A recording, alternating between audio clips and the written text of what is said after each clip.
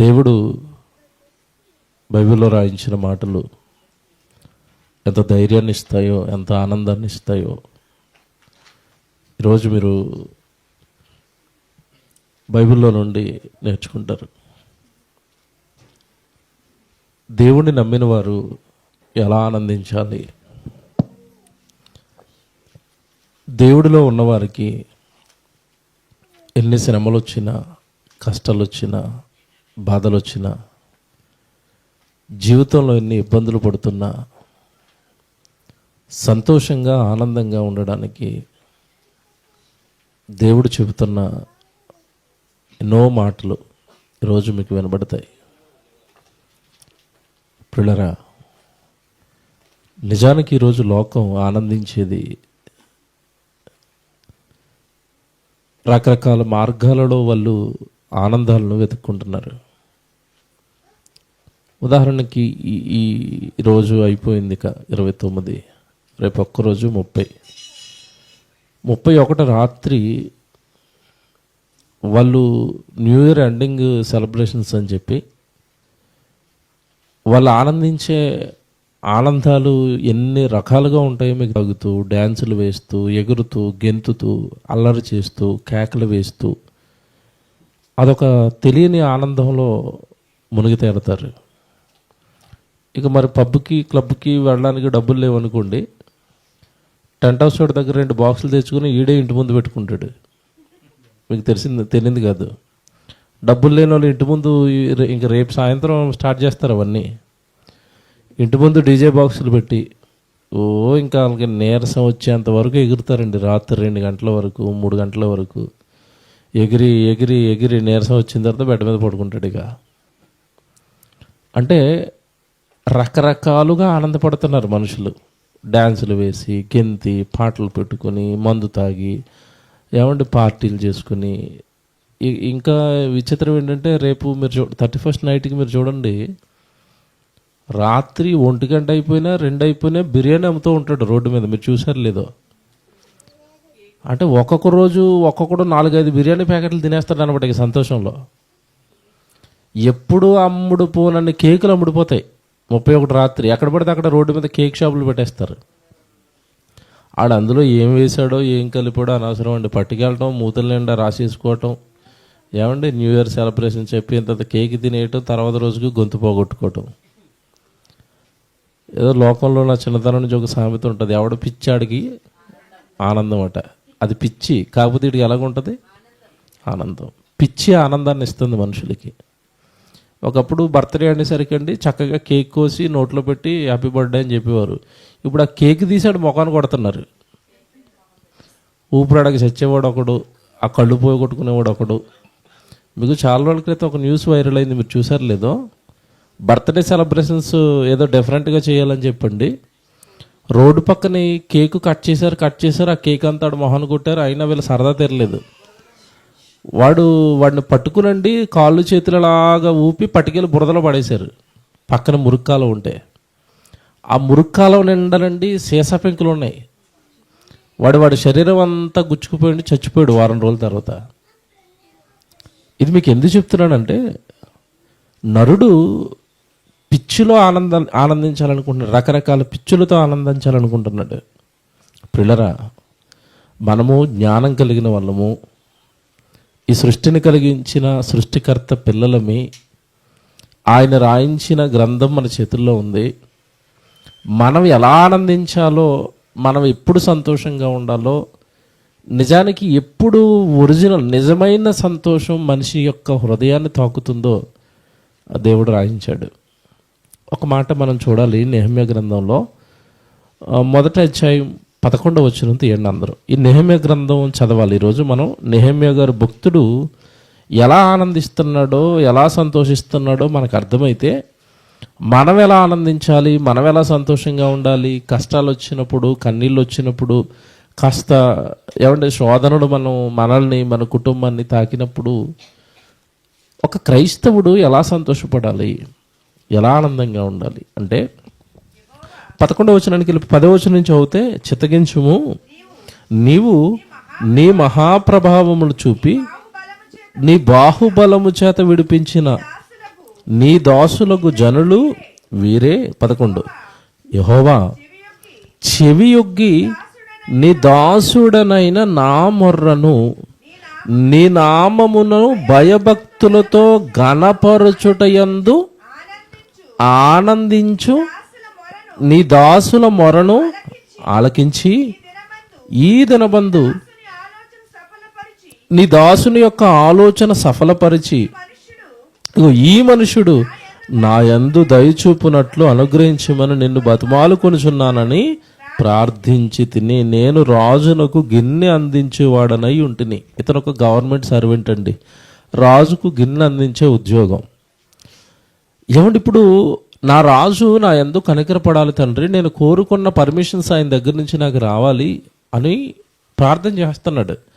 ఆ ప్రార్థనలో ఒక మాట ప్రయోగించండి 11వ వచనంలో, యెహోవా తండ్రి భూమి ఆకాశములకు సృష్టికర్త చెవియొగ్గి నీ దాసుడైన నా మొర్రను నీ నామమును భయభక్తులతో ఘనపరచుటయందు ఆనందించు నీ దాసుల మొర్రను ఆలకించి అన్నాడు. చూడండి, నిజంగా దేవుడిని ఎరిగినవాడట, నిజంగా దేవుడిని బాగా అర్థం చేసుకున్నవాడట, ఆయనను ఘనపరచుటయందు ఆనందించి. ఇప్పుడు చెప్పండి, భూమి మీద మనిషి ఎప్పుడు ఆనందపడాలి? ఏం చేసి ఆనందపడాలి? అదండి, ఇది చదివిన తర్వాత మతిపోయింది నాకు. ఒక నిజానికి దేవుడు అర్థమైన వ్యక్తట ఎప్పుడు ఆనందపడవచ్చు, ఎప్పుడు సంతోషపడవచ్చు అంటే మనుషులతో ఏమండి మాట్లాడుతూ జోకులు వేసుకున్నప్పుడు కాదు, ఏమండి దేవుడికి దూరంగా బ్రతుకుతున్న అన్ని జనులతో సహవాసం చేసినప్పుడు కాదు, వాళ్ళ పాపపు కార్యక్రమాలతో మనం పాలు పంపులు పొందినప్పుడు కాదు. అసలు నిజానికి దేవుడిని ఎరిగిన వాడి సంతోషాలు ఆనందాలు చాలా సపరేట్గా ఉంటాయి, వేరుగా ఉంటాయి. ఈ ఆనందం మన హృదయంలో నుంచి కలగట్లేదు అంటే ఎక్కడో మనం ఇంకా దేవుడికి దూరంగానే ఉన్నామేమోనని అర్థం. ఇప్పుడు మనుషులతో పాపం చేస్తున్నప్పుడు సంతోషపడుతున్నాడు అనుకుంటూ నవ్వుకుంటూ బాగా సంతోషంగా ఉన్నారనుకోండి, మీకు ఎవరు అర్థం అవ్వలేదు తెలుసా? దేవుడు అర్థం అవ్వలేదు. అక్కడికి వెళ్ళి కూడా బెరుకుగా ఏదో తప్పకొచ్చాను, ఈ దుర్మార్గులు త్వరగా భోజనం పెడితే వెళ్ళిపోయి సాయంత్రం ఆరాధన కన్నా అందుకుందాం అన్నట్టుగా భయంగా ఉంటున్నారు అనుకోండి, అప్పుడు వాళ్ళకి ఎవరు అర్థమయ్యారు? అది నేను దేవుడి సన్నిధికి మానేశాను, దేవుడికి దూరం అయిపోయాను, భయపడుతున్నవాడు దేవుడు అర్థమైనవాడు. ఇలా దేవుడు అర్థమైపోయిన వాడు ఎప్పుడు ఆనందపడతాడంటేనండి, ఏమండి మనుషులతోనో, మనుషులు చేసే విందులతోనో, మనుషుల యొక్క సహవాసాలతోనో, ఏమండి మనుషుల మాటలతోనో సంతోషపడ్డు. కానీ ఈ మాట అంటే నిజంగా మీరు బాగా ఆలోచించాలి. నీ దాసుడనైనా నేను ఎప్పుడు సంతోషపడతాను అంటే నీ నామములను భయభక్తులతో ఘనపరచుటయందు. చూసారా, అంటే దేవుడిని నువ్వు ఎప్పుడైతే బాగా ఘనపరుస్తావో అప్పుడు నువ్వేం చేయాలట? ఆనందించాలి. ఏమంటే నేను ఒక చోట యేసుప్రభు గురించి చాలా గొప్పగా చెప్పానండి. అంటే ఇంకా యేసుప్రభువుని ఆకాశంలో నిలబెట్టి ఆయన తప్ప మీకు దిక్కులేదురా అన్న చోట ప్రసంగంలో. అప్పుడు చాలామంది వచ్చండి, ఏమండి యేసుప్రభు కోసం మేము ఎప్పుడూ ఇలా వినలేదండి అనగా, నేను నిజంగా చెప్తున్నానండి, నా లైఫ్లో ఫస్ట్ టైం నేను చాలా ఆనందపడ్డాను నా ప్రసంగాల విషయంలో. ఎందుకంటే ఆ రోజు నేను బాగా కనపరిచింది ఎవరిని అంటే యేసుక్రీస్తుని. అంటే క్రైస్తవుడు క్రీస్తుని కనపరిచి, క్రైస్తవుడు తండ్రిని కనపరిచి, క్రైస్తవుడు బైబిల్ని కనపరిచి, క్రైస్తవుడు వాక్యాన్ని కనపరిచి అప్పుడు ఏం చేయాలి? ఆనందించాలి. ఏమన్నా మాట్లాడుతాను, నిజంగా దేవుణ్ణి గణపరిస్తే ఆనందం వస్తుందా? సంతోషం వస్తుందా? వస్తుందా రాదా? వస్తుందండి, చాలా సంతోషం వస్తుంది. మీకు తెలీదు. నేను పెద్దవి ఏమండి తలకు మించిన భారాలు దేవుడి కోసం పెట్టుకుని అది అలాగా ప్రజల్లోకి వచ్చేసి దానివల్ల అందరూ ఆదరణ పొందుతూ దానివల్ల చక్కగా ఏమంటే దేవుడు గొప్పవాడు అని పొగుడుతున్నప్పుడు వచ్చే ఆనందం అండి అంతా ఇంత కాదు. సినిమా తీసినప్పుడు మనం ఎన్ని కష్టాలు పడ్డామో సంఘంగా మీ అందరికీ తెలుసు. సినిమా రాకమునుపు కష్టాలు పడ్డాం, సినిమా వచ్చిన తర్వాత సంతోషాలు ఆనందాలు. కింద కామెంట్లు పెడుతుంటే యెహోవాకు స్తోత్రం, బైబిల్ ఎంత గొప్పదా అని అందరూ దేవుడిని పొగుడుతుంటే, దేవుడిని ఆనందపడుతుంటే వాళ్ళందరితో దేవుడిని పొగిడించింది మన సినిమా. అప్పుడు మనకేమొచ్చింది లోపల నుంచి? ఆనందం. నిజమైన భక్తుడికండి దేవుడిని ఘనపరచటంలో ఆనందం ఉంటుంది. మిగతా ఏ కార్యక్రమం ఆనందాన్ని ఇవ్వదండి. ఏమంటే నా జీవితంలో నేను నా చేతుల మీద ఇప్పటికీ కొన్ని లక్షలు వేలు ఖర్చు పెట్టేశాను దేవుడికి.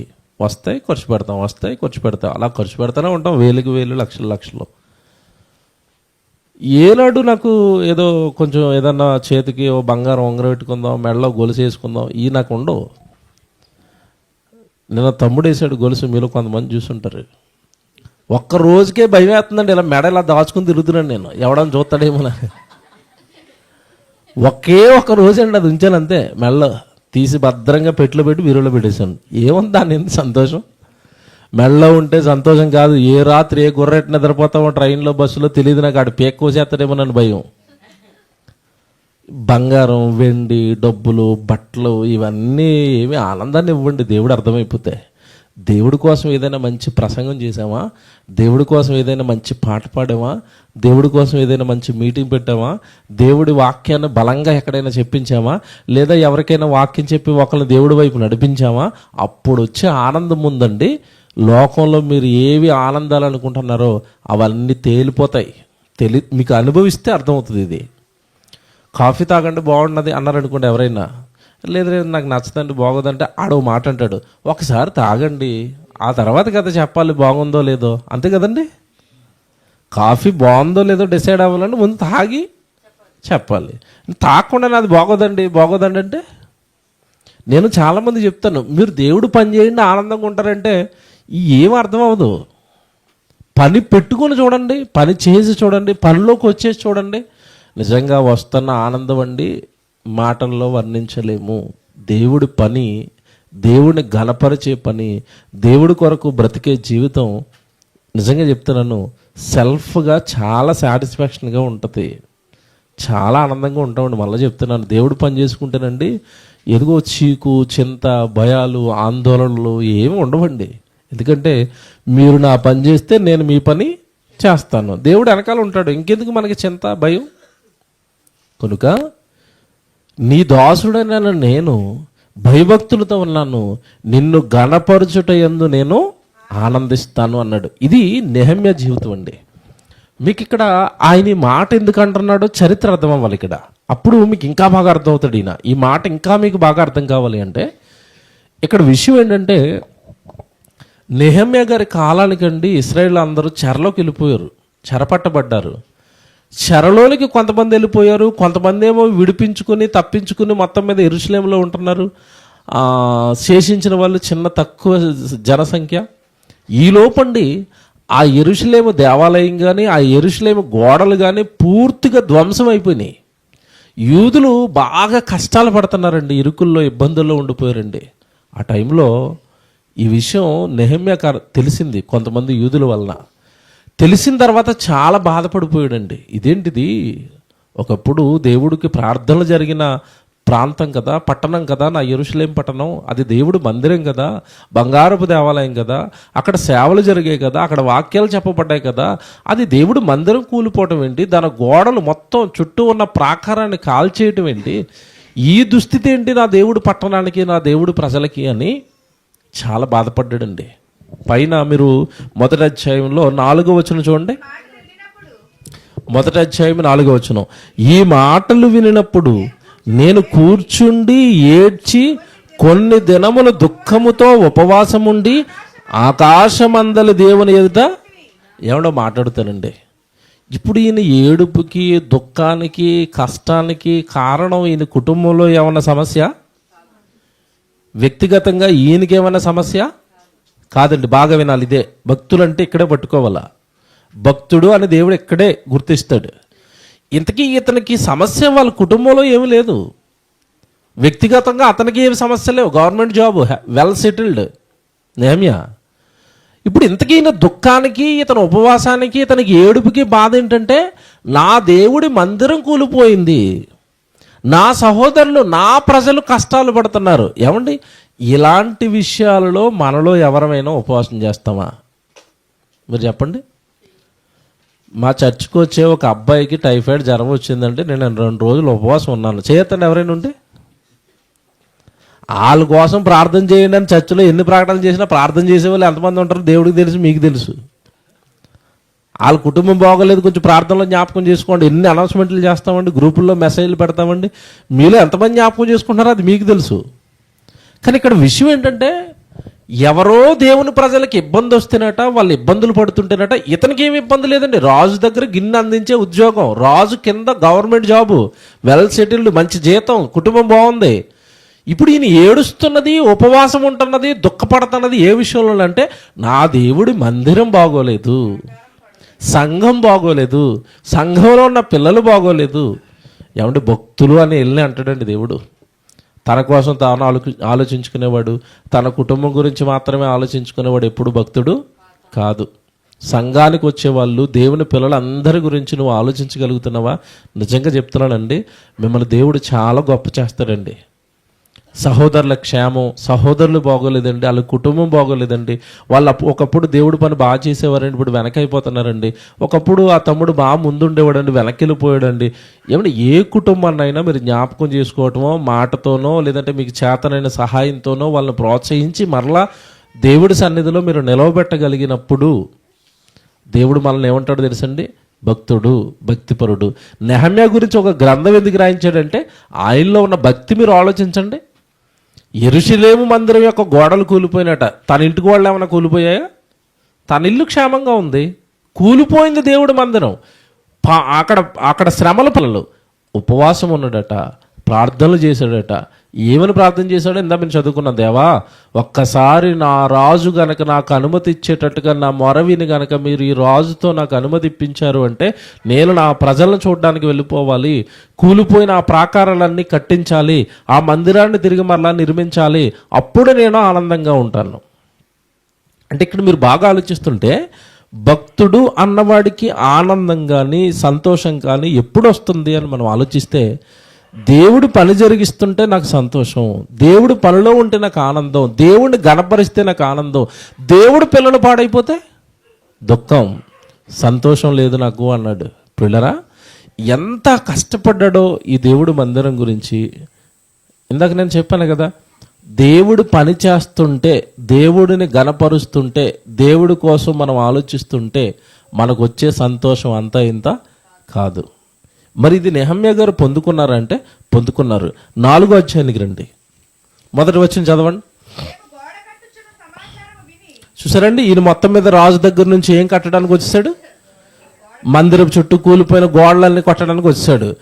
మేము గోడ కట్టుచున్న సమాచారము విని సన్బల్లటు మిగులు కోపగించి రౌద్రుడై యూదులను ఎగతాళి చేసి. ఏమండి, వీడు ఒక మూర్ఖుడండి, క్రూరుడు వీడు. అక్కడ దేవుడు పిల్లలు, దేవుడు మందిరం కూలిపోయింది, ప్రాకారాలు కూలిపోయిన వాళ్ళుగా ఏదో వాళ్ళ కష్టార్జితంతో గోడలు కట్టుకుంటుంటే వీడు రౌద్రంతో రగిలిపోతున్నాడట. ఏంటి, మేము కూల్చిన గోడలు మీరు ఎలా కడతారు? పైపెచ్చి వీడు వాళ్ళు కడుతుంటే వీడు ఏం చేస్తున్నాడట? ఎగతాళి చేస్తున్నాడు. ఇంకా అయిపోలేదు, కింద చదవండి మాట. షోమ్రోను దండు వారి ఎదుట తన స్నేహితుల ఎదుటను ఇట్లనను దుర్బలులైన యూదులు ఏమి చేయుదురు. చూసారా ఏమంటున్నాడు వాళ్ళని? దుర్బలులు, ఎందుకు పనికిరానోళ్ళు, యుద్ధానికి వస్తే యుద్ధం చేయడం చేతకాని వాళ్ళు వీళ్ళేం చేస్తారు? గోడలు కట్టడం ప్రారంభించారు అంటే మొత్తం పట్టణాన్ని మీరు బాగు చేసేస్తారా? చూసారా, వెక్కిరించటం, ఏమండి ఎగతాళి చేయటం, దుర్బలులను దూషించటం, తర్వాత తమంతట తామే ఈ పని ముగింతురా అంటే అర్థం ఏంటి? మా సహాయం అవసరం లేదా? బలులు అర్పించేసి దేవుడికి మీరు బలపడిపోతారా? బలపరుచుకుందురా? ఒక దినమంతే పని ముగింతురా?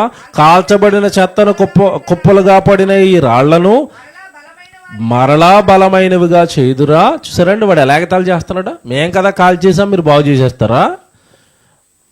ఏమండి, దేవుడు పని ఇలా చేస్తున్నప్పుడు మన వెనకాల ఎవడైనా వచ్చేలాగా అంటున్నాడు అనుకోండి, మనకి అప్పుడు ఏమవుతుంది చెప్పండి? మనకి ఎలాంటి మనసు ఉంటుంది మీరు చెప్పాలి? చుట్టుపక్కల అంతా నీళ్ళు, మీరేదో మొత్తం మీద అలా మీటింగ్ పెట్టడానికి స్టేజు ఇవి కనబడుతున్నారు, పైన వర్షం వచ్చే సూచనలు కనబడుతున్నాయి. అప్పుడు ఆడు వచ్చి అంటాడు, ఏంటి మీటింగ్ పెట్టేస్తారా? ఇక్కడికి జనం వచ్చేస్తారా?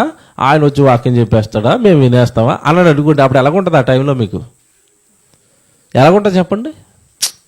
ఏటో అవుతుందో లేదో, జరుగుతుందో లేదో ఒక రకమైన భయము, ఆందోళన లోపల ఉంటాయండి. నిజానికి ఈ నెహమ్యా ఎంతటి భక్తిపరుడో ఇక్కడ విషయం అర్థమవుతుంది. కూల్చేసిన వాళ్ళు, కాల్చేసిన వాళ్ళే ఆ పని చేస్తుంటే, వచ్చి ఎగతాళి చేస్తుంటే, ఎవడి నిజంగా ఆ రోజు నెహమ్యా ఏం చేశాడో తెలుసా? మీరు ఇదే అధ్యాయంలో 8వ వచనం చూడండి. ఇప్పుడు ఈ సన్బల్లట్టు అనేవాడు ఏం చేశాడంటే, వీళ్ళు ఎంత చెప్పినా విడవక పని ముందుకు సాగిస్తున్నారు. వీళ్ళు ఆ పని ముందుకు సాగిస్తున్నప్పుడు అండి, వీడు మిగులు కోపం వచ్చేసి యెరూషలేమునకు యుద్ధమునకు వచ్చి పని ఆటంకపరచవలనని వారందరినీ కట్టుకట్టి మమ్మును కలవరపరచక. ఒక పక్క పాపం కూలిపోయిన గోడలను కట్టుకుంటుంటే వీడు యుద్ధానికి వచ్చండి యుద్ధం జరిగిస్తున్నాడండి. ఆ గోడలు కట్టిన గోడలన్నీ కూల్చేస్తున్నాడండి. ఈ గోడలు కడుతున్న వాళ్ళని బెదిరిస్తున్నాడండి. ఇప్పుడు మాట్లాడుతాను. ఇప్పుడు వీళ్ళు యుద్ధం చేయాలా, దేవుడు పని చేయాలా? వచ్చిందేమో దేవుడు పనికి. ఈ దేవుడు పని చేస్తుంటే వాడు యుద్ధానికి వస్తున్నాడు. ఇప్పుడు ఏం చేయాలి చెప్పండి? నెహమ్యా ఏమన్నాడు తెలుసా?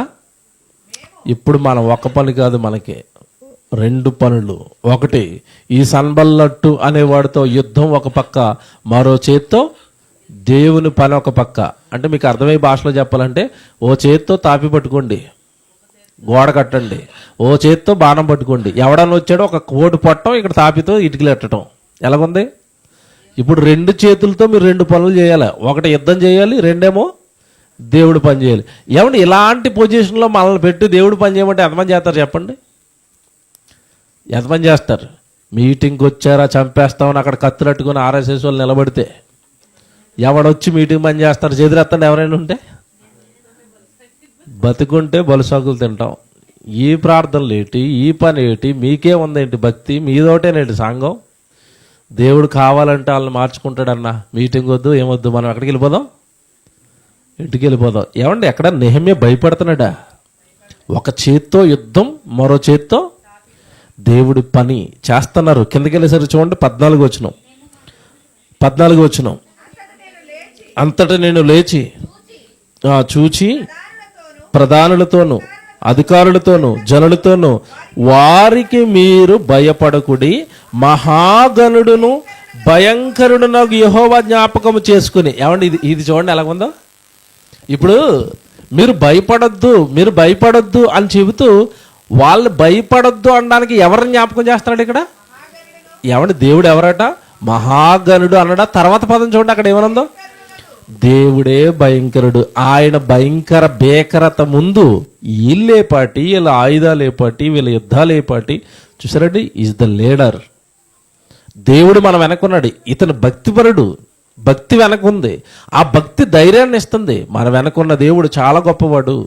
అంటే నేను ఇదంతా మీకు ఎందుకు చెప్తున్నానంటే, మనకి శ్రమ వచ్చినప్పుడు, కష్టం వచ్చినప్పుడు మనం జ్ఞాపకం చేసుకోవలసిన వచనాలు ఇవే. మన వెనకున్నది గనుడు, మన వెనకున్నది సృష్టికర్త, మన వెనకున్నది సర్వమానవాళికి జన్మనిచ్చిన సర్వశక్తిమంతుడు. ఆయన భీకరుడు. నీకు వచ్చే కష్టమా, నీకు వచ్చే కన్నీళ్ళ తీయడానికి శక్తిమంతుడు. ఇది మనం నమ్మాలి. ఇది నమ్మి నువ్వు దేవుడి పనిలోనికి ముందుకెళ్ళిపోతూ ఉంటే నీకు వచ్చే ఆనందం ఎలా ఉంటుంది ముందు చూపిస్తాను. ఇప్పుడు నేను ఎంత యుద్ధానికి మనుషులు వస్తున్నా, ఏమండి దేవుడి పని ఆపలేదండి. వీళ్ళు పని అస్సలు ఆపరు. వీళ్ళు ఓ పక్క పని చేస్తూ ఉంటారు, ఓ పక్క గోడలు కడుతూనే ఉంటారండి. అలాగ నెమ్మదిగా దేవుడి పని వీళ్ళు చేసుకుంటూనే వెళ్ళిపోయారు. వెళ్ళిపోయేసరికి ఒకసారి ఇలా పేజ్ తిప్పండి. పేజ్ తిప్పిన తర్వాత 21వ వచనం చూడండి. 21. ఆ ప్రకారము మేము పని యందు ప్రయాసపడితిమి. ఆ ప్రకారం అంటే అర్థం ఏంటి? ఓ చేత్తో యుద్ధం, ఓ పక్క దేవుడి పని, ఓ పక్క ఏమంటే భయంకరమైన భీకరమైన ముష్కర జాతి దాడి చేస్తుంటే ఒక సైన్యం ఆ దాడిని అడ్డుకోవటం, మరో పక్క గోడలు కట్టుకోవటం. మేము ఇలాగ దేవుడి పనిలో ప్రయాసపడితే చూసారా, అక్కడ చూసారా ఎంత బాగా రాస్తున్నాడో. ఆ ప్రకారము మేము పని యందు ప్రయాసపడితే. ఎవడో మాట్లాడుతానండి, ఆ రోజు పనిచేసిన ఉద్యోగులు లేదా ఆ రోజు పనిచేసిన వాళ్ళు ఉంటారు కదా, ఈ గోడలు కట్టిన వాళ్ళు. నిజంగా మీరు పరదేశకి వెళ్ళిన తర్వాత, బాబు నెహమ్యా గారు మీ నేతృత్వంతో గోడలు కట్టిన వాళ్ళు ఎవరు బాబు అని అడగాలి మీరు. అడిగిన తర్వాత వీళ్ళేనండి అంటారు కదా, బాబు నువ్వు గోడల కట్టే బాబు వాళ్ళు యుద్ధానికి వస్తుంటే అని అడగండి. యుద్ధం యెహోవాదే, అంతే కదండి. యుద్ధం ఆయన చేస్తాడు, మేమేం చేసుకుంటూ వెళ్ళాం, దేవుడు పని చేసుకుంటూ వెళ్ళాం, గోడలు కట్టుకుంటూ వెళ్ళాం.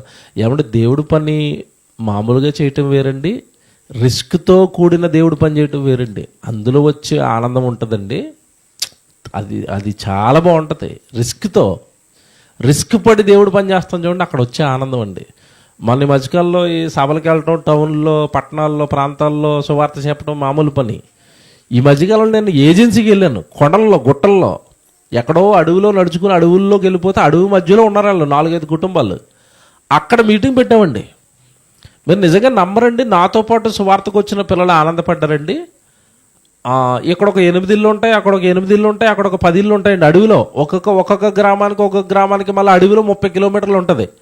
అసలు అక్కడ నీ కరెంట్ ఉండదు, సెల్ ఫోన్కి సిగ్నల్స్ ఉండవు, ఏముండవు. వాళ్ళు ఎలా బతుకుతున్నారో ఎప్పటికీ ఆశ్చర్యమే. విచిత్రం ఏంటంటే మేము ఏజెన్సీలో ఒక మధ్యలో ఒక ఊర్లో సువార్త సభ పెడితేనండి ఆటోలు, బండ్లు ఇవన్నీ కట్టుకుంటున్నాండి. సుమారుగా ఆ రోజు నాకు తెలిసి ఒక 150 మంది ఉంటారు అనుకుంటాను. ఒక 150 మంది వచ్చారండి మీటింగ్కి. ఎక్కడ మీటింగ్ ఇది? ఇంతకీ అరణ్యం మధ్యలో మీటింగ్, 150 మంది జనం. అబ్బా, ఈ కన్వీనర్స్కి వచ్చిందండి ఆనందం. ఏటని జనం, ఏటని కొండ పిల్లలు ఏంటని. ఏమంటే ఆ రోజు వాక్యం విన్నారండి వాళ్ళు, చాలా స్ట్రాంగ్ అయిపోయి బలపడిపోయి, అందులో పాస్టర్ గారు లేచి, ఏమండి మా పిల్లలకి ఇలాంటి వాక్యాలు కావాలండి, మీరు ఒక్కసారి మా పిల్లల్లో సేవకులను తయారు చేయండి, మీలా వాళ్ళు వాక్యం చెప్తే మా ఏజెన్సీలు అన్నీ మార్చేస్తామండి అంటున్నాడు. వాళ్ళకి ఎంత ఆనందం తెలుసండి. నేను ఇస్తానండి యవన పిల్లలు మీకు 6గురినా 7గురినా, వాళ్ళకి ఈ బైబిల్ని నేర్పండి, వాళ్ళకి ఇలా ప్రసంగాలు చేయాలండి, వాళ్ళు దేవుడి గురించి అంత గొప్పగా చెప్పాలండి. చూసారా? ఏమంటే మామూలు మీటింగు నేను 100,000 మంది నేను మీటింగ్లో మాట్లాడాను, కానీ అక్కడ ఉన్నది 150 మంది అయినా అది జరిగింది ఎక్కడ? అరణ్యంలో. మా ప్రయాణం ఎంత కష్టపడ్డామో మాకు తెలుసండి. అక్కడ నీళ్లు ఉండవు, కూర్చోవడానికి పడుకోవడానికి ఏముండవు, కానీ కష్టం మధ్యలో చేసిన పని చివరికి మాకు ఏమిచ్చింది? ఆనందాన్ని ఇచ్చింది. ఇప్పుడు వీళ్ళు చూడండి ఏమంటారు, మేము ఈ ప్రకారము మేము చాలా ప్రయాసపడితిమి, సగము మంది ఉదయము మొదలుకొని నక్షత్రములు అగపడి వరకు ఈటలు పట్టుకొనిరి. అదేటది, ఉదయం మొదలుకొని నక్షత్రాలు కనపడటం అంటే నక్షత్రాలు ఎప్పుడు కనపడతాయి? రాత్రి. అప్పుడు వరకు వీళ్ళు ఏం పట్టుకుని ఉన్నారట? ఈటలు. దేనికోసం? యుద్ధానికి. ఏమంటే ఇప్పుడు వీళ్ళు పని చేశారా, యుద్ధం చేశారా? రెండూ చేశారు. యుద్ధము పని రెండూ చేశారండి.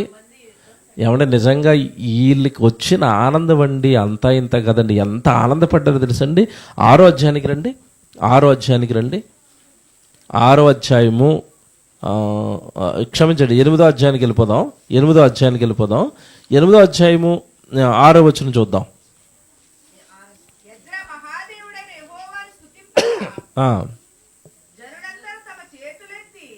ఎవడు క్షమించండి, 6వ అధ్యాయంలోనే ఒక మాట చదవాలి. 6వ అధ్యాయం 15 అంటూ 6:15 చదవండి. మొదట వెళ్దాం, 8కి వెళ్దాం, మళ్ళా 6వ అధ్యాయానికి రండి. ఏమండి ఇది బాగా వినాలి, అందరూ బాగా రాసుకోండి. ఇది 6వ అధ్యాయం 15 వచనం. ఈ ప్రకారముగా ఏలూలు మాసము 25వ దినమందు, అనగా 52 దినములకు ఆ ప్రాకారములను కట్టుట సమాప్తమాయను. ఎన్ని రోజులండి పని? 52 రోజులు ఏకదాటిగా ఓ పక్క యుద్ధం, ఓ పక్క పని. మొత్తం మీద 52 days అండి పూర్తయిందట. 16 చదవండి. అయితే మా శత్రువులు ఈ సంగతి వినినప్పుడు, ఆగండి, ఏ సంగతి విన్నారు?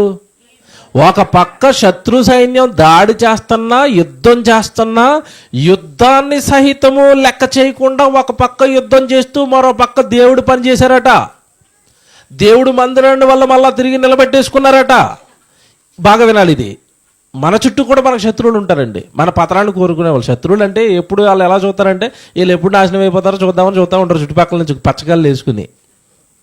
ఈ శత్రువులు, బాగా వినాలి, ఈ శత్రువులు మన నాశనాన్ని కోరుకునే వాళ్ళు, మన కీడు కోరుకునే వాళ్ళు మన చుట్టూ ఎప్పుడు ఉంటారు. అలాగని వాళ్ళకి మనకి యుద్ధాలు ఏముండవు.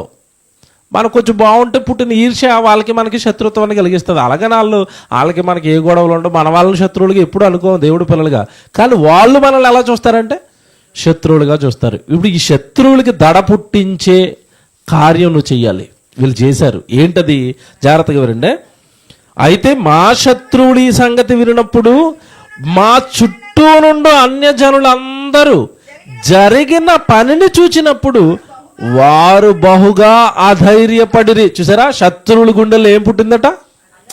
అధైర్యం. అదేంట్రా బాబు, వీళ్ళ వెనకాల ఉన్న దేవుడు ఎంత గొప్పోడు, ఇన్ని రకాల శ్రమలు వచ్చినా ఇన్ని రకాల కష్టాలు వచ్చినా వీళ్ళేంటి గెలిచేశారు, వీళ్ళేంటి అంత గొప్పగా దేవుడు పని చేశారు అంటే కూడా ఒకటికి పట్టుకోండి మీరు, మన చుట్టూ ఉన్న వాళ్ళల్లో కూడా భయం పుట్టాలి అంటే మన దేంట్లో ఉండాలి చెప్పండి? దేవుడి పనిలో నువ్వు ఉండు. ఆ పని ఘనంగా జరుగుతుంటే నీ శత్రువుకు కూడా నీ వల్ల ఏం పుడుతుందట? అధైర్యం. ఎందుకు పుట్టింది తర్వాత చెప్తాడు చూడండి.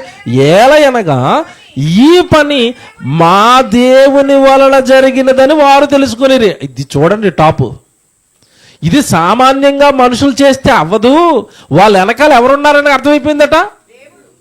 దేవుడు ఉండబట్టి చేశారండి, దేవుడు ఉండబట్టి ఆ శోధనలోంచి బయటకు వచ్చారండి, దేవుడు ఉండబట్టి ఆ కష్టంలోంచి బయటకు వచ్చారండి, దేవుడు ఉండబట్టి ఆ పనిని ఘనంగా చేసుకున్నారండి.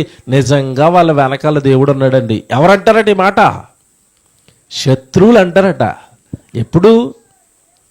ఎప్పుడు నీకు కష్టం వచ్చినప్పుడు, కన్నీరు ఎదురవుతున్నప్పుడు, నీకు బాధలు వచ్చినప్పుడు కూడా నేను దేవుడు పని చేస్తానండి, మాకు దేవుడేనండి అని నిలబడు.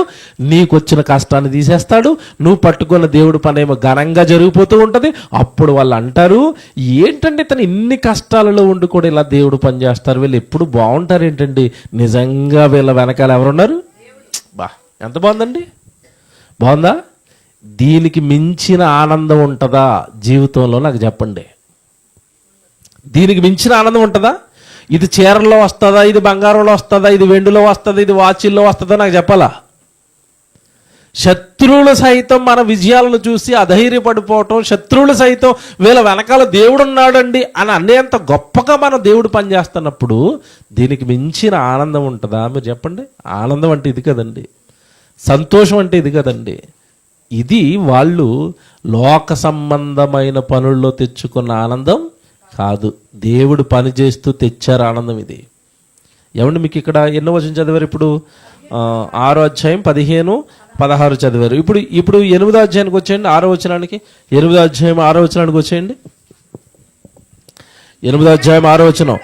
ఏమండి ఇప్పుడు ఏంటి విషయం? కట్టడం ప్రారంభం అయిపోయింది, మందిరం ప్రారంభం అయిపోయింది. ఇప్పుడు మందిరం కట్టడం ఒక ఎత్తు అయితే ఇప్పుడు ప్రజలను కట్టాలి, ప్రజల జీవితాలను వాక్యానుసారంగా కట్టాలి. ఇప్పుడు నెహమ్యా ఏం చేస్తున్నాడు నెక్స్ట్ స్టెప్గా అంటే, ముందు మందిరం కట్టేశాం కదా, ఇప్పుడు అందరూ వాక్యం నేర్చుకుందాం రండి, ఇప్పుడు అందరూ బైబిల్ తెచ్చుకోండి, ఇప్పుడు అందరూ బైబిల్ పట్టుకుని మీ దేవుడి సన్నిధిలో కూర్చోండి. ఇప్పటి వరకు మందిరాన్ని కట్టుకున్నాం, ఇప్పుడు మన బ్రతుకులను కట్టుకుందాం, మన బ్రతుకులు వాక్యానికి ఎలా దూరంగా ఉన్నాయో చెక్ చేసుకుందాం అని చెప్పి నెహమ్యా ధర్మశాస్త్రాన్ని వాళ్ళ మధ్యలో ఓపెన్ చేశాడు. బాగా వినాలి ఇది. ఓపెన్ చేసి ఏమంటున్నాడు 6వ వచనంలో, ఎజ్రా మహాదేవుడైన యెహోవా స్తుతింపగా జనులందరూ తమ చేతులెత్తి ఆమేనని పలుకుచు సేవకుల ముఖములను వంచుకుని యెహోవాకు నమస్కరించారు. చూసారా, ఎప్పుడైతే ఎప్పుడు ఈ కేకలు వస్తాయి, ఆమేన్ దేవుడికి స్తుతి చేతులెత్తి ఎప్పుడు అంటారంటే మందిరం కట్టేశారు కష్టాల మధ్యలో. వెంటనే వీళ్ళకి ఆనందం, మన దేవుడు గొప్పవాడు అంటున్నారు. ఆ తర్వాత 7వ వచనం, జనులు ఇలాగు నిలవబడిచుండగా యేషువ బాని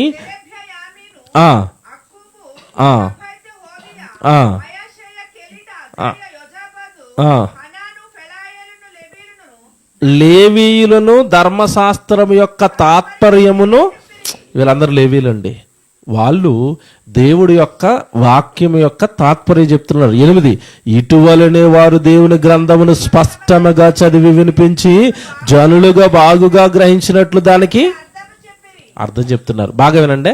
ఒక పక్క వాక్యం చెప్తున్నారు, ఒక పక్క వాక్యానికి అర్థం చెప్తున్నారు. బాగా వినండి. వాక్యానికి అర్థం చెప్పినప్పుడు జనులు ఏం చేస్తున్నారు చూడండి.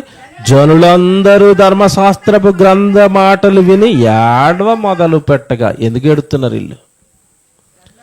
అప్పటి వరకు ఆనందంగా ఉండి ప్రసంగం పడగానే ఏమొచ్చింది?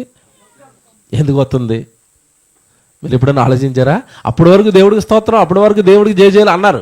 ఎప్పుడైతే గ్రంథం ఓపెన్ చేసి వాక్యం చెప్తున్నారో కూర్చుని ఎడుతున్నారు. ఇంతకీ వాక్యం ఏముందంటే, వ్యభిచారం చేయొద్దు. మీలో చాలా మంది ఏం చేస్తున్నారు?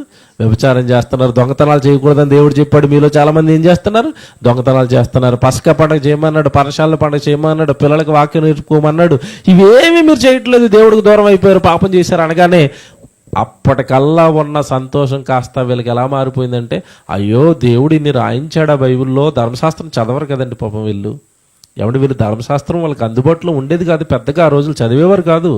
చదవక మేము ఇన్ని తప్పులు చేసామా, నేరాలు చేసామని దేవుడి వాక్యం వినగానే వాళ్ళు ఏం చేశారంటేనండి, ఏడ్చేశారండి, ఏడుతున్నారు. ఇప్పుడు ఇంత కష్టపడి మందిరం కట్టించాడు దగ్గరుండి ఎవరు? నెహమ్యా గారు. వాక్యం విని ఏడుతున్నప్పుడు అండి నిజంగానికి చాలా పట్టరాని ఆనందం వచ్చింది. అప్పుడు ఒక మాట అంటాడండి, వీళ్ళు ఏడుపుని చూసి ఒక మాట అంటాడు ఆయన. అధికారి అయిన నెహమ్యాయు, యాజకుడును శాస్త్రియు యజ్రాయును జనులకు బోధించుటయు, లేవీయులు మీరు దుఃఖపడవద్దు, ఏడవవద్దు, ఈ దినము మీ దేవుడైన యెహోవాకు ప్రతిష్ఠితమని జనులతో చెప్పిరి. మరియు అతడు వారితో ఇట్లనను, ఏమంటున్నాడు చూడండి, పదండి క్రొవ్విన మాంసమును భక్షించుడి. ఆగండి, క్రొవ్విన మాంసాన్ని భక్షించండి. ఎప్పుడు తినాలి క్రొవ్విన మాంసం? 31 రాత్రి డ్యాన్సులు వేస్తున్నా కాదు, కష్టాల మధ్యలో, కన్నీళ్ళ మధ్యలో దేవుడిని మందిరాన్ని నిలబెట్టి వాక్యాన్ని వింటూ, వాక్యము విన్న తర్వాత మనసులో ఎప్పుడైతే మార్పు వచ్చిందో అప్పుడు జరగాలి పండగ. పదండి క్రొవ్విన దూడను వెయ్యండి, మాంసం తిందాం. ఇప్పుడు చూసారు అలాగుందో? ఎప్పుడు చేయాలి చెప్పండి? ఏమంటే నిజంగా చెప్పుకోవాలంటే, మీకు అర్థమయ్యే భాషలో చెప్పాలంటే, దమ్ బిర్యానీ ఎప్పుడు వేయాలి ఇంట్లో? ఇప్పుడు చెప్పండి. దేవుడు పనిచేసిన తర్వాత, వాక్యం ఒక ప్రసంగం వినేసిన తర్వాత, ఆ ప్రసంగం చేసి నేను ఆ జీవితాన్ని బ్రతుకుని మార్చుకుంటానండి అని మారు మనసు వచ్చిన తర్వాత దమ్ బిర్యానీకి వెళ్ళాలి. అప్పుడు తినడానికి అర్హుడు, అప్పుడు పండగ చేసుకోవడానికి అర్హుడు, అప్పుడు ఆనందించడానికి అర్హుడు. ఎందుకు ఏడుతున్నారు మీరు? చక్కగా మందిరాన్ని నిలబెట్టాం కదా, చక్కగా దేవుడు మాటలు విని మీకు మార్పు వచ్చింది కదా, ఇక మనం ఏడ్చే సమయం కాదు ఇది. పదండి, ఆ మాటలు చూడండి ఎలాగుంటాయో. పదండి క్రొవ్విన మాంసమును భక్షించుడి, మధురమైన దానిని పానము చేయుడి, ఇది వరకు తమ కొరకు ఏమీ సిద్ధం చేసుకుని వారికి పంతులు పంపించండి, లేనోడికి ఇచ్చేయండి. మీరు సంతోషంగా ఉన్నారు కదా. ఇప్పుడు ఎవడైనా భేదోడు ఉన్నాడేమో, వాడి దగ్గర మాంసం లేదేమో, తినడానికి త్రాగడానికి ఏమీ లేదేమో, వాడికి పంపించేయండి. తర్వాత ఎలయనగా ఇదిగో ఈ దినము మన ప్రభువునకు ప్రతిష్ఠితమాయను, మీరు దుఃఖపడకండి, యెహోవా యందు ఆనందించుట వలన. ఏమండి ఇదండి, ఇదంతా మీకు ఎందుకు చదివించానంటే ఈ చివరి మొక్క కోసం. ఈ చివరి మొక్క కోసం ఇదంతా చదివించాను. ఈ చివరిలో ఏమని చెప్తున్నాడు చెప్పండి వాళ్ళు? ఇదిగో మీరు భయపడకండి, దుఃఖపడకండి, మీరు యెహోవా యందు ఆనందించుట వలన మీకు బలం వస్తుందట. ఇదేటండి ఇది? ఆనందిస్తే బలం రావటం ఏంటి? ఆనందిస్తే బలం వస్తుందా? ఏమంటే నేను ఒక పెద్ద సమస్యతో కృంగిపోతున్నానండి. నాదో పెద్ద సమస్య నా జీవితంలో. నేను కృంగిపోతూ బాధపడుతున్న టైంలో మా ఇంటికి ఎవరో వచ్చారు. ఏంటనే ఎప్పుడు హుషారుగా ఉండేవాడు కదా, ఏంటి ఇలాగ అయిపోయావు అంటే, ఏం చెప్పను బాబు, నేను చెప్పుకోవాలని చెప్తే ఆర్చేవాళ్ళు లేడు, తీర్చేవాళ్ళు, ఇయ్యే కదా డైలాగులు, ఆర్చేవాళ్ళు లేడు, తీర్చేవాళ్ళు లేడు అంటే, లేదు నేను ఏదో కొంచెం ట్రై చేస్తాను చెప్పానప్పుడు నీ సమస్య చెప్పావు. చెప్పగానే ఓసి ఇంతేనా, నేను 2 నిమిషాల్లో చేస్తాను అన్నాడు. అప్పుడు ఎలాగుంటా చెప్పాలా?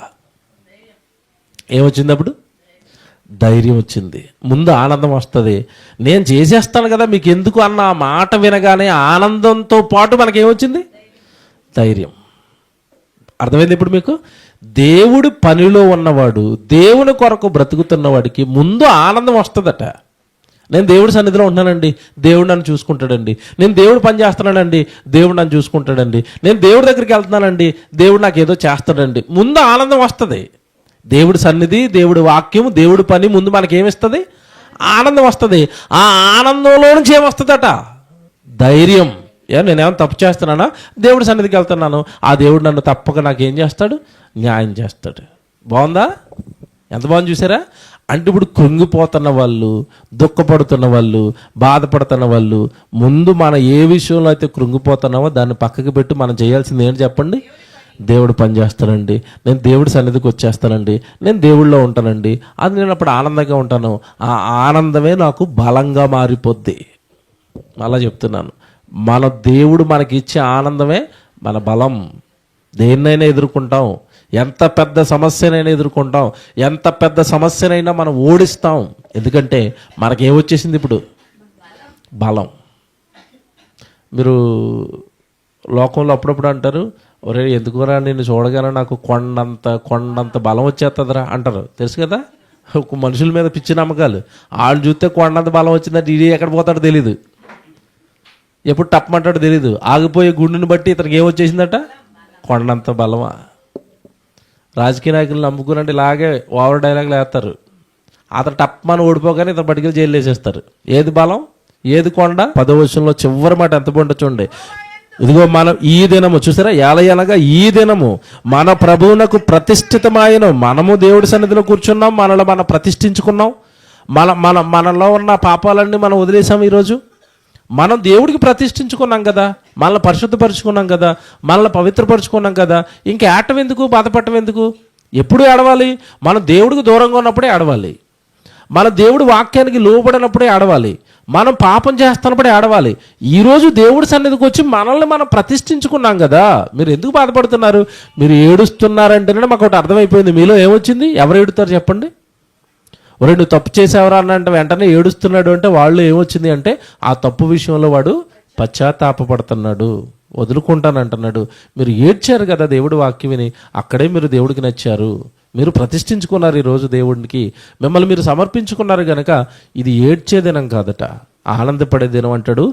మీరు దుఃఖపడకుడి, యెహోవా యందు ఆనందించుట వలన మీరు బలము పొందెదరు. ఇది ఒకటే చివరి టైటిల్. ఎప్పుడు బలం వస్తుంది అంటే యెహోవా యందు మీరు ఆనందించండి, అప్పుడు మీకేమొస్తుంది? బలం.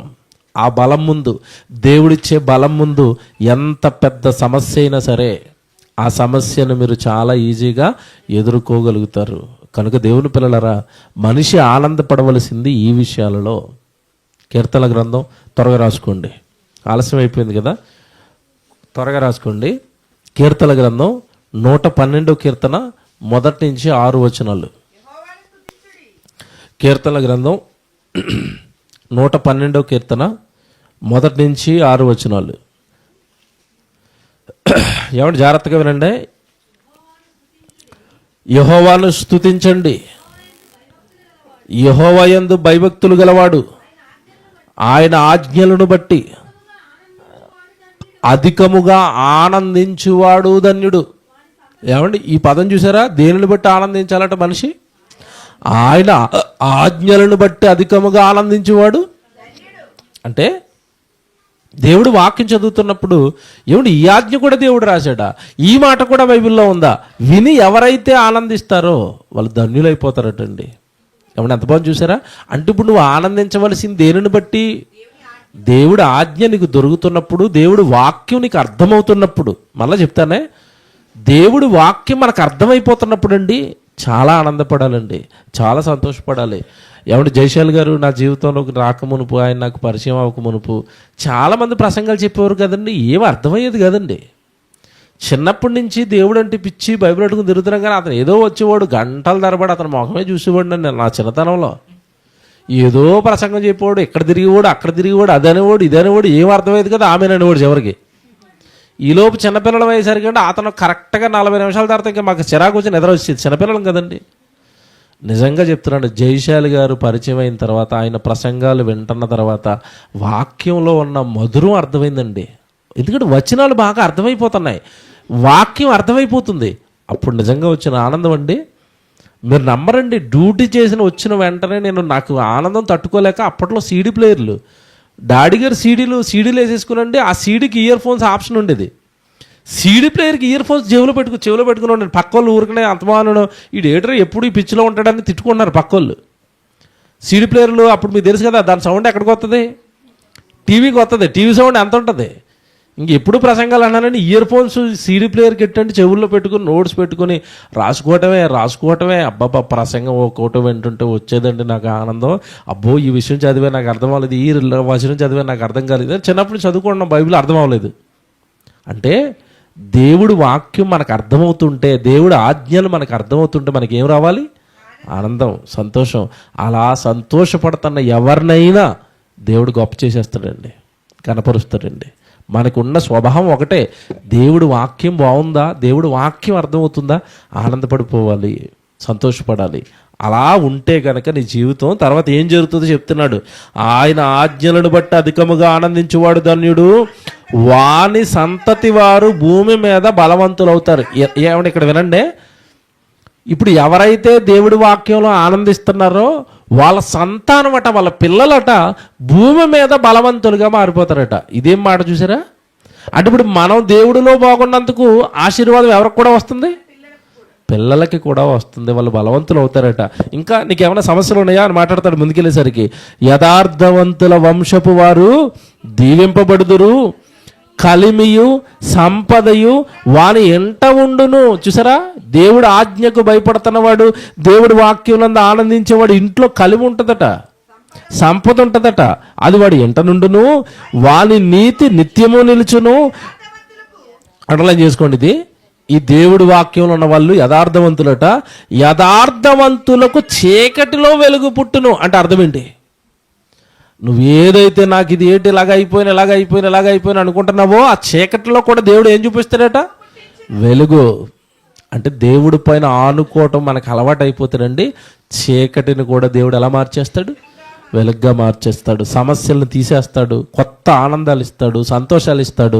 ఏమంటే నిజంగా దేవుడిచ్చే ఆనందాలు, పొందుకునే సంతోషాలు మామూలుగా ఉండవండి. తర్వాత మాట చూడండి, ఆయన యథార్థవంతులు చీకట్లో వెలుగునిచ్చేస్తాడు, వారి కటాక్షమును వాత్సల్యమును నీతియు గలవారు దయాళులను అప్పిచ్చివారును భాగ్యవంతులను. ఇది అండర్లైన్ చేసుకోండి. న్యాయ విమర్శలో వారి వ్యాజ్యము గెలుచును. చూసారా, నువ్వు న్యాయం కోసం పోరాడుతున్నావా, చివరికి నీ వ్యాజ్యమే గెలుస్తుంది. గెలిపించేవారు ఎవరు? దేవుడు. ఎంత బాగుంది చూసారా. ఇదంతా ఎవరికి జరుగుతుందంటే దేవుడు పని యందు ఆనందించాలి, దేవుడి సన్నిధినందు ఆనందించాలి, దేవుడి వాక్యమునందు మనము ఆనందించేవాళ్ళు. లోకంలో నువ్వు ఆనందాలు పడుతున్నావా? ఇదిగో నేను ఇప్పుడు చెప్పిన ప్రసంగంలో ఉన్న ఏ సంతోషాలు కానీ, ఏ బలం కానీ, ఏ ఆశీర్వాదం కానీ నీ మీదకి రాదు. కనుక ప్రియులుగా మనం సంతోషపడాల్సింది దేవుడి సన్నిధిలో. సమస్యల, కష్టాల, కన్నీళ్ళ దేవుడి ముందు చాలా చిన్నవే, చాలా చిన్నవే. నేను చెప్తున్నాను కదండి. ఇప్పుడు పాపం వీళ్ళ కుటుంబం, లక్ష్మక్క మాలేద్రన్న కుటుంబం ఇప్పుడు ఇలా ఉంది. ఓ 2 నెలల క్రితం వీళ్ళు ఇంటికి వచ్చి ఉండారేమో వీళ్ళు ఎవరైనా. పొట్టకి ఆపరేషన్ అయిపోయి అన్నకి కదలలేక మెదలలేక అలా మంచం మీద కూర్చున్నవాడండి. నిజంగా చెప్తున్నాడు, కడుపు తరుక్కుపోయేది. ఎందుకంటే మేము ఇక్కడ కొన్ని నెలలు రెంటకున్నాం. ఈ మనిషి ఎలాంటి అంటే తెల్లవారు సూర్యుడు వచ్చాడంటే ఇతను ఇంట్లో ఉండడు. ఎక్కడికి వెళ్ళిపోతాడు తెలుసా? ఏ పని లేకపోతే పని ఎత్తుక్కోవడానికైనా వెళ్తాడు, పని చేయడానికైనా వెళ్తారు తప్ప ఇంట్లో మాత్రం ఉండని మనిషి. కుర్చీ వేసుకొని అలా కూర్చుంటే పొట్టట్టుకొని. నిజంగా చెప్తున్నానండి, ఏంటి పాపం ఇలాగ అయింది వీళ్ళకి అనుకున్నాను. అది కొద్ది కాలం. ఏ సమస్య అయినా, ఏ కష్టమైనా, ఏ కన్నీళ్ళైనా కొద్ది కాలం. ఇప్పుడు ఎలా తిరుగుతున్నాడు చూడండి. అసలు లేడి పిల్లలు ఎగిరినట్టు ఎగురుతున్నాడు. చిన్న కూతురు పెళ్ళి, ఎక్కడ లేని సంతోషం వచ్చింది, పొట్టలో బాధ ఎగిరిపోయింది. చూడండి ఇప్పుడు ఎలాగొన్నాడు ఆయన. అబ్బాబు ఎప్పుడు లేని ఆనందంగా ఉన్నాడు. మీరు గమనిస్తున్నారు లేదు ఆయన మొహం. నేను నాకు దగ్గరగా ఉన్న వాళ్ళందరినీ పరిశీలిస్తానండి. మొహాలను బట్టి తెలిసిపోద్ది లోపల ఆనందంగా ఉన్నారా, బాధగా ఉన్నారు. ఆయన మొహం చూడండి. ఇప్పుడు మీరు నా జీవితంలో చూడలేదు ఆయన మొహం అంత ఆనందంగా. ఈ ఆనందాన్ని ఇచ్చేది ఎవరు చెప్పండి? దేవుడండి. దేవుడు కుమారుడికి వివాహం చేస్తున్నాం, దేవుడిని ఎరిగిన బిడ్డకు మా బిడ్డను ఇస్తున్నాం, చక్కగా బాగుంటారని అందరూ అంటుంటే వాళ్ళ మొహంలో ఏమొచ్చిందంటే తిరిగి మళ్ళా సంతోషం. ఏ ఆనందమైనా, ఏ సంతోషమైనా, ఏ కన్నీళ్లు తీసేయాలన్నా మన వెనకాల ఉండాల్సింది మాత్రం దేవుడండి. ఆయన నమ్మిన వాడు ఎప్పటికీ మోసపోడు. మళ్ళా చెప్తున్నాను, ఆయన నమ్మినోడు మోసపోడు. ఆయన మీద ఆనుకున్నవాడు ఎప్పటికీ కష్టాలలో ఉండడు, వస్తాడు. సుఖదుఖములను దేవుడే ఏం చేశాడు? జతపరిచాడు. కొద్ది రోజులు ఆ చక్రం, కొద్ది రోజులు ఈ చక్రం. ఈ 2 చక్రాలు ఉంటేనే బండి. ఒకటే చక్రం ఉందనుకోండి సుఖం, దేవుడికి దొరుకుతాం ఇటు మళ్ళీ. అందుకని అదో చక్రం, ఇదో చక్రం. ఈ 2 చక్రాలు ఉంటేనే కొంచెం మాట వింటాం మనం. దేవుడికి తెలుసు ఒక చక్రం మీద అయితే బండి నడుస్తుందా? నడదు. 2 జతపరిచాడు. కనుక కొద్ది కాలం దుఃఖకాలం, కొద్ది కాలం ఆనందకాలం. దుఃఖమైన, నేను చెప్పేది ఒకటే, దుఃఖమైన ఆనందమైన నువ్వు మాత్రం నువ్వు దేవుడి సన్నిధి వదలకూడదు, దేవుడి వాక్యం వదలకూడదు, దేవుడి పని వదలకూడదు. సంతోషంగా ఉన్నప్పుడు దేవుడి దగ్గర ఉంటాను, బాధల్లో ఉన్నప్పుడు దేవుడికి దూరం అయిపోతానంటే ఆ జీవితాలు దేవుడికి మళ్ళా నచ్చవు. అర్థమైంది కదా? క్రైస్తవుడు ఆనందిస్తే దేవుడి సన్నిధిలో ఆనందించండి. ఆ ఆనందమే నీకు ఎలా మారిపోద్ది? చివరికి బలంగా మారిపోతుంది. రోమపత్రిక 12వ అధ్యాయం మీరు చూడండి. రోమపత్రిక 12వ అధ్యాయం 12వ అధ్యాయంలో ఒక మంచి మాట ఉంటుంది. మీరు తీయండి. 8వ వచనం అండి. 7, 8 చదివినా చాలా బాగుంటుంది. రోమపత్రిక 12వ అధ్యాయం 7వ వచనం చదువుతున్నారా? చదవండి. మనకు అనుగ్రహింపబడిన కృప చొప్పున వేరు వేరు కృపావరములు కలిగిన వారమై ఉన్నాము గనుక. ఇదిగో మీకు ఏమండో అందరూ ఒక పని చేయలేం కదా సంఘంలో. ఇప్పుడు నేను వాక్యం చెప్పగలుగుతాను, అదే నాకు వచ్చు. వాక్యం మాత్రమే చెప్పగలను నేను. ఇప్పుడు లక్ష్మకు వంట చేస్తుంది. నన్ను వంట చేయమని నాకెక్కడ వస్తుంది? నేను వంట చేయలేను, ఆవిడ నాలా ప్రసంగం చెప్పలేదు. ఇప్పుడు శరీరంలో అవయవాలు ఉంటాయి. నోరు చేసే పని నోరు చేయాలి, కన్ను చేసే పని కన్ను చేయాలి. శరీరంలోని అవయవాలన్నీ ఒక్కొక్క అవయవానికి ఒక్కొక్క పని ఎలా ఉంటుందో, సంఘములో చేర్చబడిన వాళ్ళందరికీ ఒక పనే కాదు. ఎవరికి వచ్చింది వాళ్ళు చేస్తారు. ఎవరి తలాంతు, ఎవరి కృప, దేవుడు వాళ్ళని ఎలా నిలబెట్టుకోవాలి, ఎలా వాడుకోవాలి అనుకుంటే అలా దేవుడు వాళ్ళని వాడుకుంటాడు. అయితే ఎవరు ఏ పని చేస్తున్నా ఒకటే. అందరం చేసేది ఎవరి పని? దేవుని పని. అది మర్చిపోకూడదు. వంట చేసేవాళ్ళు, ప్రసంగం చేసేవాళ్ళు, ఏమంటే మైక్ పెట్టేవాళ్ళు, స్పీకర్ పెట్టేవాళ్ళు, ఈ ఊడ్చేవాళ్ళు, కుర్చీలు వేసేవాళ్ళు, మీకు విషయం తెలుసు, అందరికీ ఒకటే జీతం. ఇప్పుడు నేను ప్రసంగం చెప్తున్నాను కదా, నాకేమో జీతం ఎక్కువ, మీకు తక్కువ జీతం ఉండదు. అక్కడ చిన్న పని చేసినా, ప్రభు పని, చిన్న పని చేసినా, ఏ పని చేసినా పనే. మీకు అర్థం కావాలంటే నేను నోరుని అనుకోండి. నోరు ఏం చేస్తుంది? మాట్లాడుతుంది. కింద కాళ్ళు ఉంటాయి. కాళ్ళు ఏం చేస్తాయి? తీసుకుంటా శరీరం మొత్తాన్ని తీసుకుని వెళ్తాయి. ఇప్పుడు నోరు మాట్లాడాలంటే కింద ఏముండాలి? మీకు అర్థమైందా? కాళ్ళు నేను నడవనట, నేను నోరు ఎక్కడికి వెళ్తుంది? అప్పుడు అక్కడే ఉంటుంది. నోరు మూసుకుని కూర్చోవడం అక్కడే. అంటే నోరు మాట్లాడాలంటే కింద కాళ్ళు సపోర్ట్ చేయాలి, కాళ్ళు తీసుకెళ్ళాలా.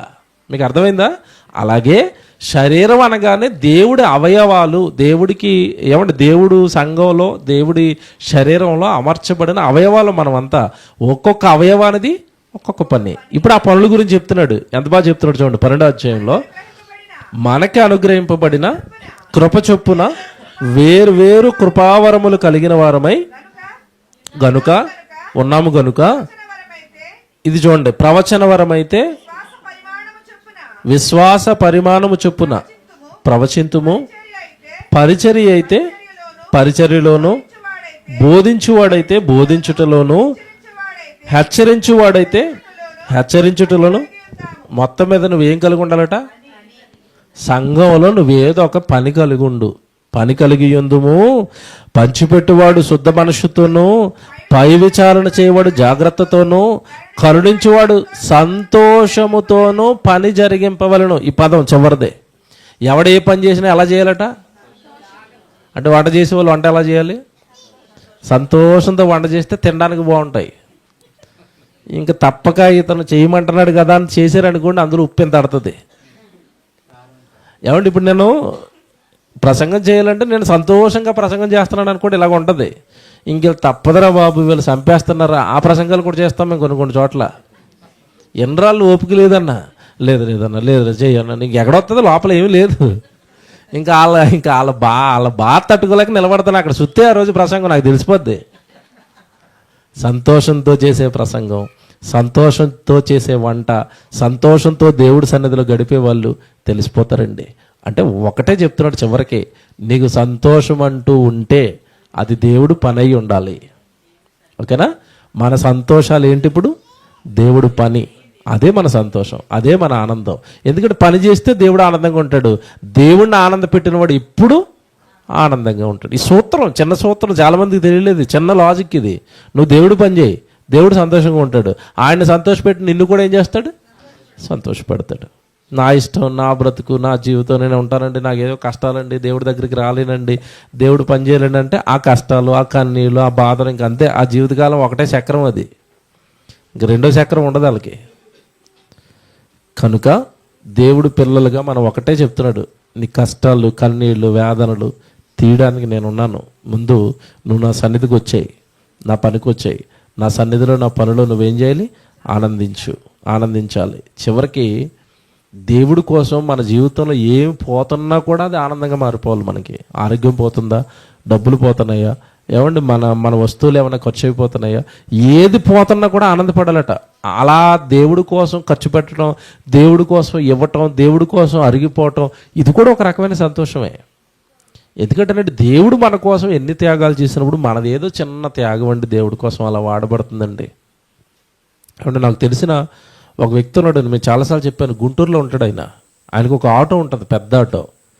గుంటూరు పరిసర ప్రాంతాలలో 30-40 కిలోమీటర్ల దూరంలో మన సత్యవాక్యానికి సంబంధించిన సేవకుడు, బైబిల్ ఓపెన్ యూనివర్సిటీకి సంబంధించిన సేవకులు ఎవరు వెళ్ళినా మీటింగ్కి ఆయన సొంతంగా ఆటో పెట్టండి, అందరిని ఫ్రీగా తీసుకెళ్ళి ఫ్రీగా తీసుకొస్తాడట. నేను ఆటో పెడతాను, మీరు ఎక్కండి చాలు, మీరు వాక్యం వింటే నాకు చాలు అంటాడట. నేను చాలాసార్లు అడిగాను, మరి మీ గుంటూరు పరిసర ప్రాంతాల్లో చాలా మీటింగులు జరుగుతాయి కదన్నా, మరి మీ జీవనం ఎలాగా, మీ ఆటో కూడా అంత దూరాలంటే మీరు డీజిల్ కూడా తీసుకోరంటే, ఎవరి దగ్గర రూపాయి తీసుకోనన్నా. నా ఆటో దేవుడికి ఉపయోగపడుతుంది, నేను దేవుడికి ఉపయోగపడుతున్నాను, అదే నాకు పెద్ద భాగ్యం, వరం, సంతోషం. నేను దేవుడి కోసం అరిగిపోవటం, నేను నా వస్తువు అన్నాడు. ఎంత మంచి మనసు చూసారా. అపోస్తుల కార్యాలు 2వ అధ్యాయం. ఇది తొలి శతాబ్దంలో ఉన్న సంఘానికి ఉంది ఇదే మనసు. రాను రాను ఏ మనుషుల మధ్యలో స్వార్థాలు పెరిగి, కుట్రలు పెరిగి, కులులు పెరిగి, ఏమండి సెల్ఫిష్లుగా మారిపోతున్నారు. తప్పిది. మనది ఏది దేవుడికి ఉపయోగపడుతున్నా సంతోషపడాలి. అపోస్తుల కార్యాలు 2వ అధ్యాయం 45 చూడండి, 44. అపోస్తుల కార్యాలు 2వ అధ్యాయం 44. విశ్వసించిన వారందరూ ఏకముగా కూడి తమకు కలిగినది అంతయు సమిష్టిగా ఉంచుకున్నది, ఇదియుగాక వారు తమ చర స్థిరాస్తులను అమ్మి, ఏమమ్మేశారట? ఆస్తులు అమ్మేశారట. ఏమంటే దేవుడి కోసం ఆస్తులు అమ్మేసినోడు మొహం ఎలా ఉంటుంది చెప్పాలి నాకు. ఎలాగుండాలి? మనమైతే ఎలాగడతాం చెప్పండి. మీటింగ్ చేయడానికి డబ్బులు లేక ఏదో ఉంగరం అమ్మేశారు, ఎలాగుంటుంది? మొహం వికారంగా పెట్టుకుని ఏటో నుండి అనవసరంగా కమిట్ అయిపోయానండి, తీరా దూకేసరికి 50,000 ఎక్కువైపోయి ఉంగరం అమ్మేశానండి, మొహం ఎలాగుంటుంది? చాలా వికారంగా ఉంటుంది. వీళ్ళు చరస్థిరాస్తులు అమ్మేశారు దేవుడి కోసం. అమ్మేసిన వీళ్ళు ఎలాగున్నారట కింద చెప్తున్నాడు, వారి అక్కర కొలది పంచిపెట్టిరి, మరియు వారు ఏకమనస్కులై ప్రతిదినము దేవాలయములో తప్పక కూడుకొనుచు ఇంటింటా రొట్టె విరుచుచు. ఏమని పదమండలం ఏం చేస్తున్నారట? దేవునిని స్తుతించుచు ప్రజలందరి వలన దయ పొందిన వారై ఆనందముతోను. ఇదేం ఆనందం అండి బాబు, ఆస్తులను పోగొట్టుకుని స్తుతులు చెప్తూ ఆనందపడుతున్నారట ఇల్లు. మా దేవుడికి ఇల్లు అమ్మేసాను అంటున్నాడట. గుడికి వచ్చి ఒక అతను మా దేవుడి కోసం పొలం అమ్మేసాను అంటున్నాడట.